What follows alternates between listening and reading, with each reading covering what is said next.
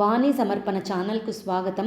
ఇప్పుడు మీరు వినబోయేది భగవాన్ శ్రీ రమణ మహర్షి జీవితము బోధనలు పార్ట్ 7 వెళ్తూ ఒక మాట.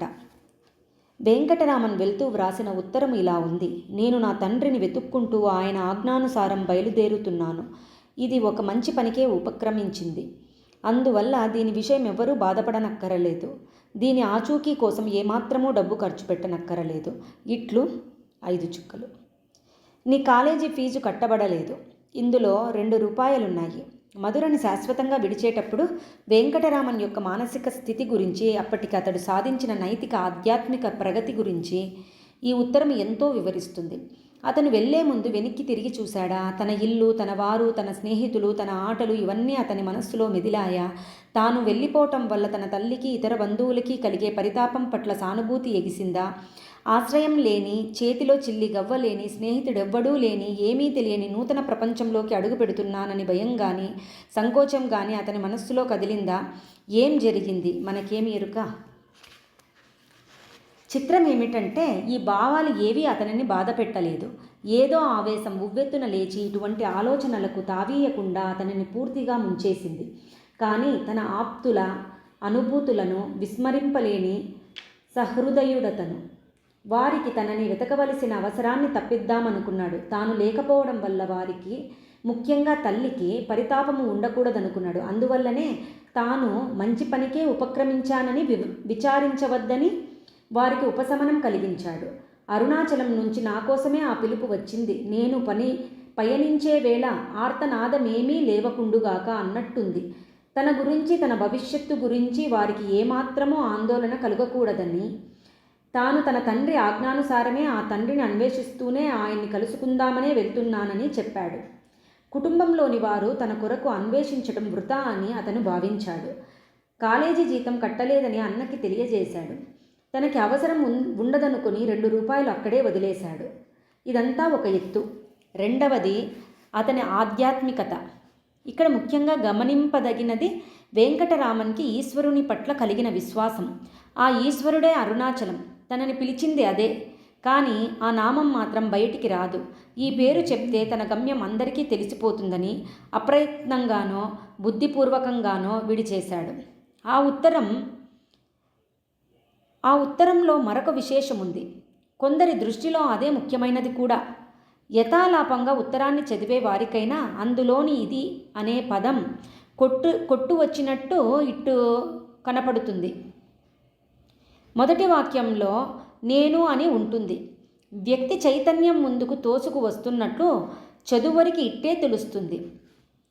కానీ రెండవ వాక్యంలోనే వ్యక్తి చైతన్యం స్థానంలో విశ్వ చైతన్యం వస్తుంది.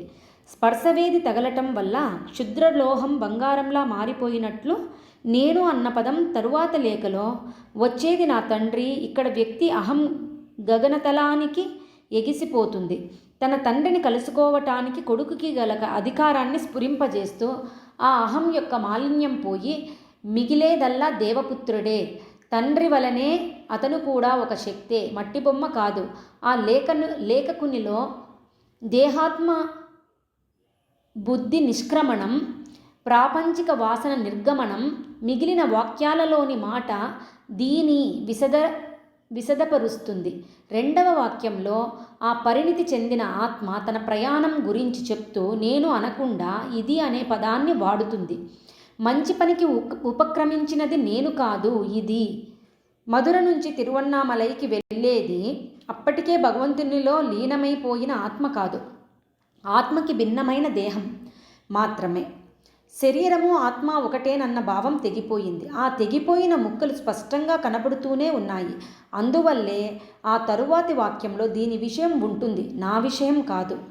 4వ వాక్యంలో లేఖకుని ఆచూకీ కోసం బంధువులు ప్రయత్నం చేస్తారేమోనని దీని ఆచూకీ కోసమన్న మాటలు వస్తాయి. ఇది ఇంచుమించు బంధువులని ఈ విధంగా మందలిస్తున్నట్టుంది. ఏమిటి, మీరు ఈ దేహాన్ని, ఈ నిర్జీవ పదార్థాన్ని చూడగోరుతున్నారా? దానివల్ల ప్రయోజనమేమిటి? వెంకటరామన్ అనబడే భౌతిక రూపం దాల్చిన జీవుడితోనా మీ అనుబంధం, మీ సంబంధం? ఆ శరీరంలో బంధింపబడిన ఆత్మ ఎప్పుడో ఎగసిపోయింది. ఆత్మ ఇప్పుడు వేరు. మీరు దానిని కొనలేరు. మీరు దానిని కనుగొనలేరు. మీరు మీ అన్వేషణను విరమించుకోండి. సరే, ఇక ఉత్తరం ముగింపు ఇట్లు అన్న పదంతో పూర్వమైతే వెంకటరామన్ సంతకం చేసేవాడు. ఇప్పుడు మాత్రం ఆ స్థానంలో 4-5 గీతలు మాత్రమే ఉన్నాయి. నేను అన్న పదంతో ప్రారంభించిన వ్యక్తి ఇదిగా మారింది. తరువాతి వాక్యాలలో చివరికి వచ్చేటప్పటికీ సంతకం పెట్టడానికి వ్యక్తి అంటూ ఎవరూ లేకపోయారు. ఆ అహంభావం సంకుచితమైపోయింది, మాయమైపోయింది. ఆఖరికి సంతకం చేయటానికి కూడా లేకపోయింది. సంతకం చేయకపోవటం రైలుకి వెళ్ళాలన్న తొందర వల్ల కానే కాదు. ఉత్తరం చివర 4 గీతలు తాజా కలమంటూ అన్నగారి కాలేజీ జీతం కట్టకపోవటం గురించి, మిగిలిన డబ్బు గురించి వివరాలు ఉన్నాయి. ఈ వాక్యాలలో కూడా వ్యక్తి ప్రసక్తి లేదు. నీ కాలేజీ ఫీజు కట్టలేదనే బాధ ఉంది, కానీ ఎవరి వల్లనో లేనే లేదు. నా వల్లనని కానీ దీనివల్లనని కానీ లేనే లేదు. ఆఖరిగా జడ పదార్థమైన ఇందులో 2 రూపాయలున్నాయి అనబడుతుంది. ఇది కూడా వ్యక్తికి సంబంధించినది కాదు. అతని వ్యక్తిత్వంలో వచ్చిన మార్పులను ఇవి ఎంత చక్కగా స్పష్టంగా చెప్పే సూచనలు. మన కథానాయకుని నైతిక ఆధ్యాత్మిక స్థితుల గురించి చెప్పవలసింది ఇంకా చాలా ఉన్నది. నిజానికి ఈ జీవితంలో కథాంశమంటూ ఏమీ లేదు. ఆయన బోధనలను, ప్రవచనాలను సూత్రభద్రం చేసే సంఘటనలను ఏమీ లేవు. కాబట్టి అసలు జరిగిందేమిటో ముందు తెలుసుకుందాం. ఆ తరువాత ఆయన ఆధ్యాత్మిక జీవితం గురించి ముచ్చటిద్దాం. సమాప్తం.